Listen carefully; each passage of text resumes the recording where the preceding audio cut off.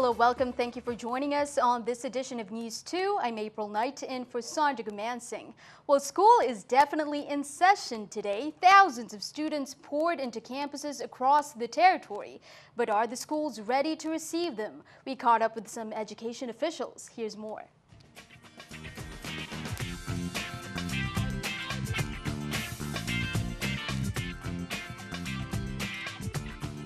Schools across the territory opened today, and education officials made several stops to make sure the first school day is A-OK. We caught up with Education Commissioner Sharon Ann McCullum at Adelita Cancrine Junior High School on Tuesday. She is very optimistic about the coming school year. Student achievement is the focus for this school year, and we invite all of our parents, all of the members of our community to join us in transforming our public school system. Last week, some lawmakers who went on a school tour have pointed out that problems with facilities mean that some schools aren't ready. But Commissioner McCullum said those issues have been mostly addressed. Anything that they saw last week that still needed to be addressed, I would say 95% of it has been taken care of. Last week we were still working on schools, and I might add that we were working on schools up to yesterday, which was Labor Day. The VI's top education official said she's been visiting the schools on Labor Day weekend and said they're working on improvements that need to be done. I've continued to say this is a work in progress. Work will be ongoing all the time, every day. The Department of Education continues to have teaching vacancies, and they won't have a truly accurate assessment until all the students have reported in. But they're already addressing the shortage.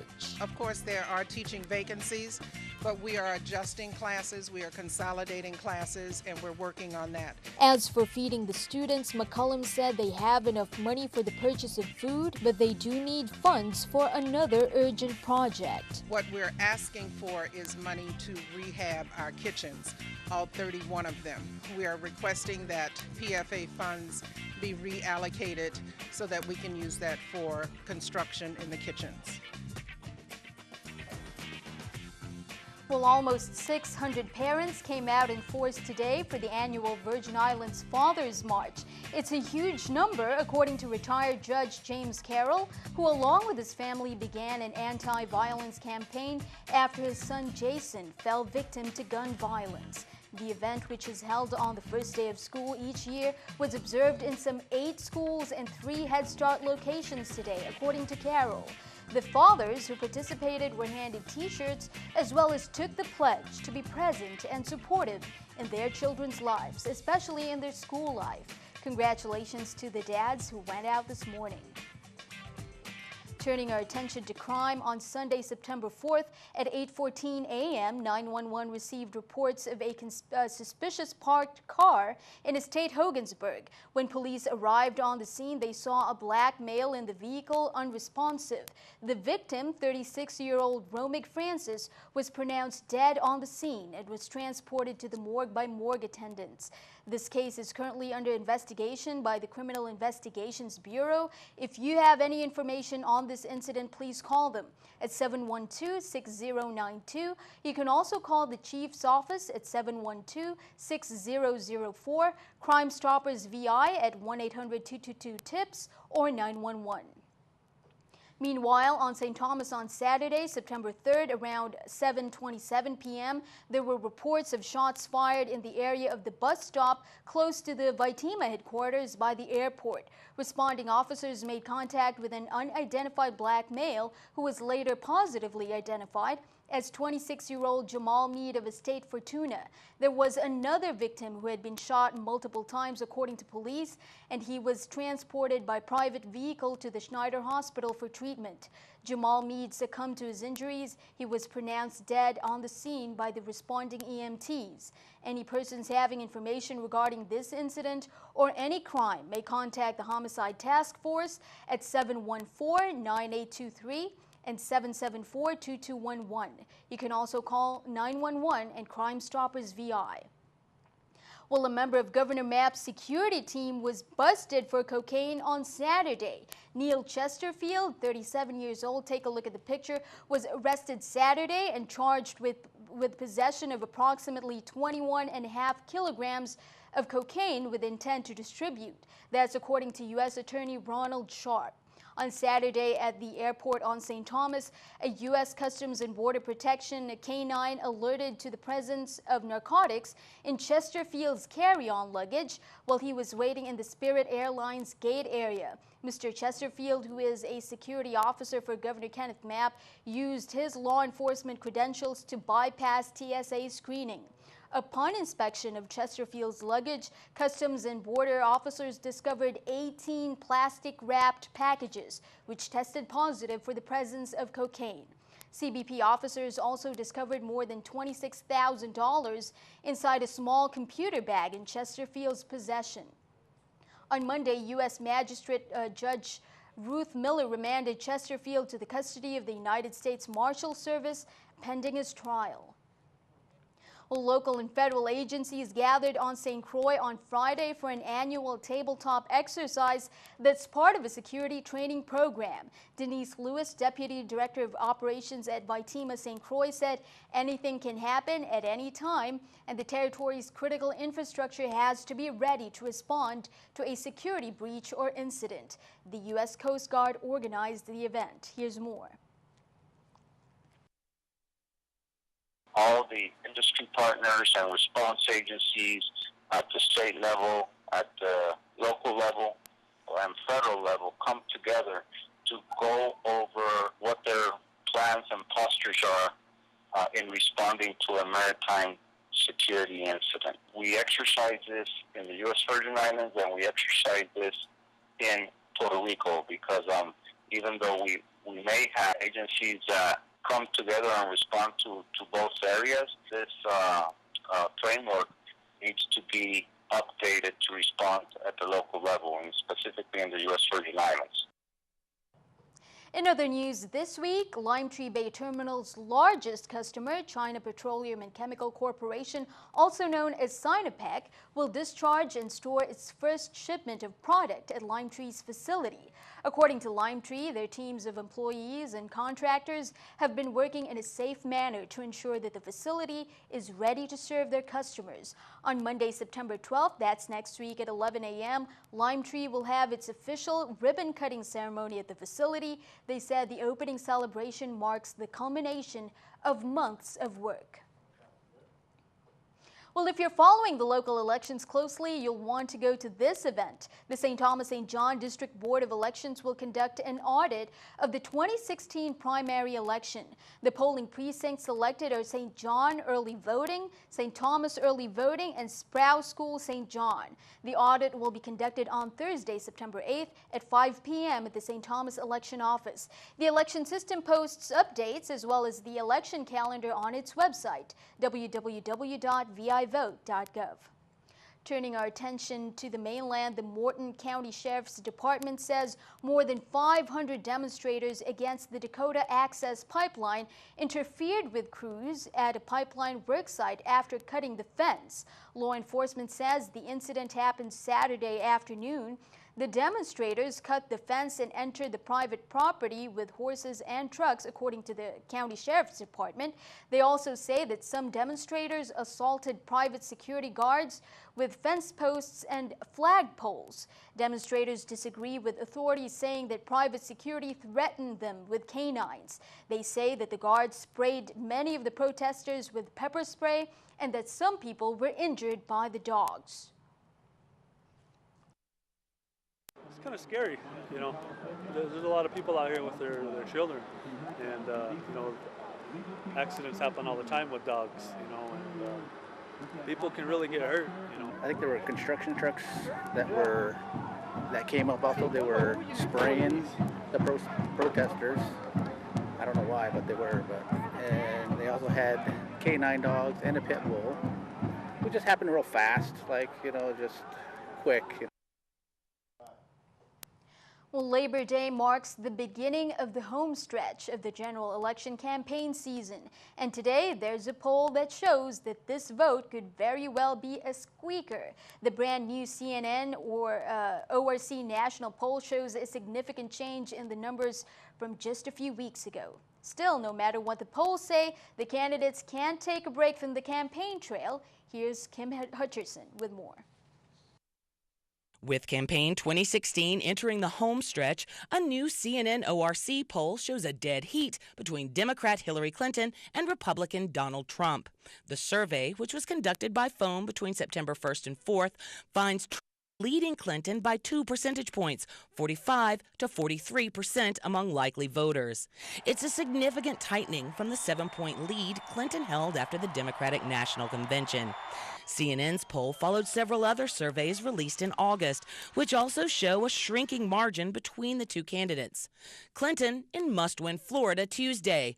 On the way, she joked with the press corps on her campaign plane that she can't take her doctor's advice after Monday's coughing fit. Better. Now the advice, of course, is just don't talk for a day or two. Yeah, that's not going to work. How are you going to manage that? Yeah, I'm not going to handle it. I'm just going to keep talking. Trump in Virginia Tuesday was optimistic about his chances against Clinton. I think we're going to get a lot of the Bernie people because of trade, if you want to know the truth. A lot of the Bernie people are coming with us because the one thing he was right about is the fact that our country is being ripped off like never before on these trade deals. With just over 2 months left to go before Election Day, both candidates still have plenty of work to do. That CNN ORC poll also shows that majorities have unfavorable views of both Clinton and Trump. I'm Kim Hutcherson reporting. Keeping an eye on the economy, here's a look at the stock market watch at the New York Stock Exchange. As you can see, everything up. The Dow 46, NASDAQ 26, S&P 6.5. Coming up on NEWS2, some highlights from the Labor Day extravaganza in Smith Bay over the weekend. We'll be right back.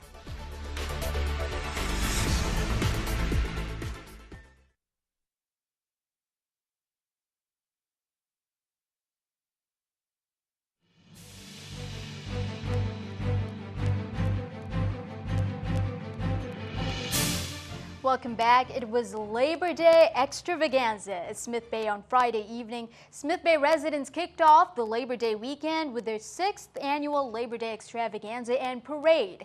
It was practically a mini carnival village, food stalls and music everywhere, and it lasted throughout the weekend. The village was named Sukramville after Sudath Sukram, a Smith Bay resident for more than 40 years. Governor Mapp was also there on Friday. Here's more.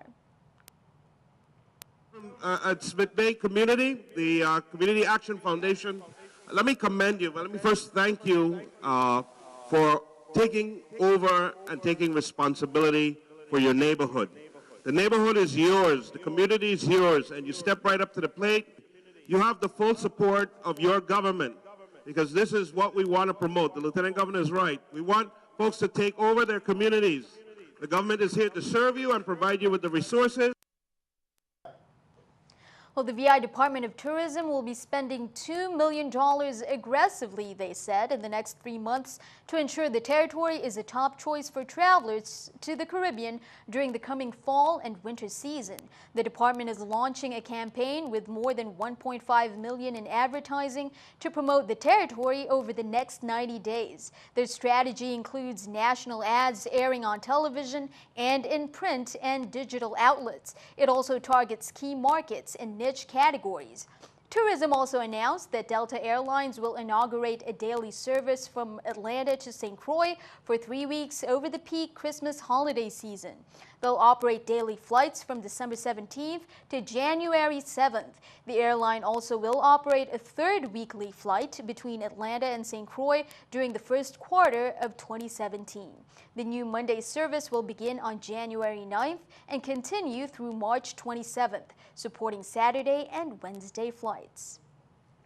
The Juan Luis Hospital Governing Board named 2 top executives last week. Dr. Raymond Cintrone was named Chief Medical Officer. Cintrone has more than 20 years of experience in medicine, according to the hospital, and has been a staff physician at JFL, a gastroenterology specialist, since 2000. He has also served as the president of JFL's medical staff twice during his tenure at JFL and is also a past president of the VI Medical Society. Now, right there is Dr. Valdemar Hill, the other appointment, as Chief of Human Resources. Hill was named as JFL's interim chief of human resources in June of this year and has more than 40 years of experience in the field of human resources. Hill is a retired tenured business professor from the University of the Virgin Islands, where he taught both undergraduate and graduate courses for over 20 years. Here's a little note to those who have upcoming transactions at the Lieutenant Governor's office. Lieutenant Governor Osbert Potter says the office will not have a cashier available for services on St. John this week, September 6th to the 9th. They expect the services to resume on Monday, September 12th from 8:30 a.m. to 4 p.m. Well, 5 cadets from the VI Bureau of Corrections have recently graduated from the Federal Bureau of Prison Staff Training Academy. According to BOC, it was the first time in history that VI cadets participated in the training, which happened in Glencoe, Georgia, from August 9th to the 25th. BOC Director Rick Mulgrove was there. He said the cadets represented the territory well, and that it's just the beginning of what's to come for the embattled Corrections Bureau. According to Mulgrove, they're also currently seeking applicants with law enforcement training experience to assist the Bureau in creating their own training division. Congratulations to the new graduates. Well, the lines were long and the ribs tasty for the Crew de Croix 9th annual Mama Candy Dyer Rib Cook-Off. That was above the cliff. It was filled with the largest crowd in the last several years, as rib lovers got to taste ribs from 6 different participants. There was live music by Kurt Schindler and the dance floor filled with happy partygoers. Blues Barbecue took first place, followed by No Man's Meat, and Above the Cliff took third. Blues Barbecue also got the People's Choice, and J&V Diner got Best Showmanship. I'm thankful for Dave and Kay for letting me be on this team. And it's a wonderful day, and hey, I'm thankful. That's all I gotta say. Love is the word. Listen, the ribs have been great. It's been so good that they've already run out of ribs. Of course, I got my share. I'll see you guys there next year. And this is what St. Croix is all about. It brings people together. Everybody's having a good time. It's a safe environment. And hey, St. Croix is a place to be, always. Great job. Stick around. Your News 2 AccuWeather forecast is coming up next.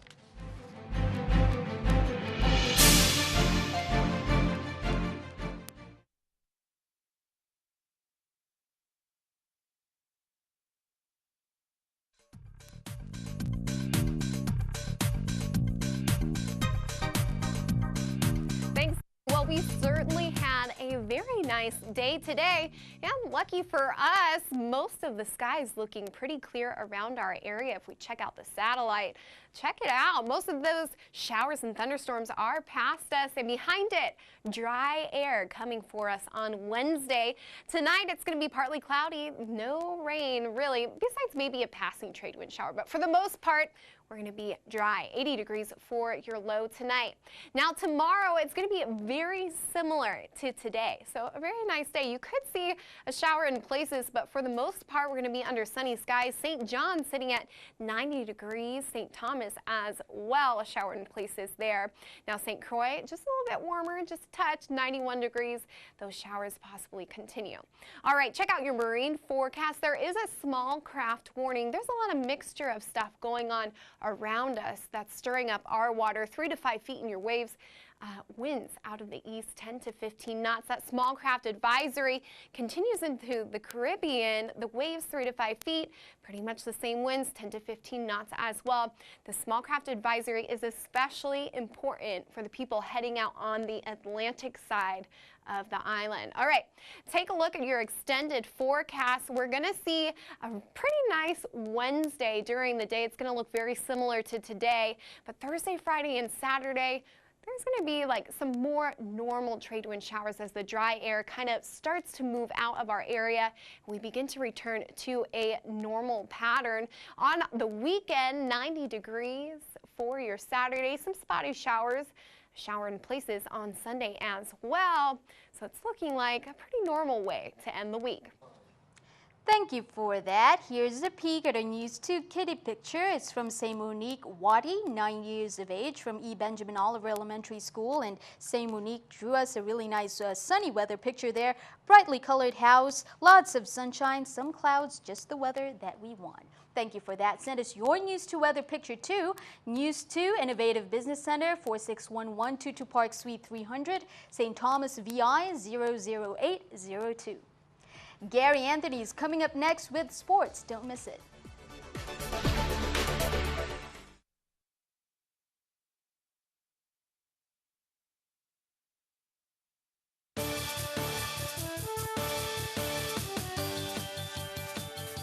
I'm Gary Anthony, and this is News 2 Sports. The first Territorial Youth Sports Festival was held Thursday through Saturday at various locations on St. Croix. Sponsored by the Department of Sports, Parks, and Recreation, over 300 boys and girls from the territory competed in 8 different sports. Friday night, the D.C. Canagator Sports Complex featured youth boxing. Youngsters from St. Croix and St. Thomas battled before a very boisterous crowd.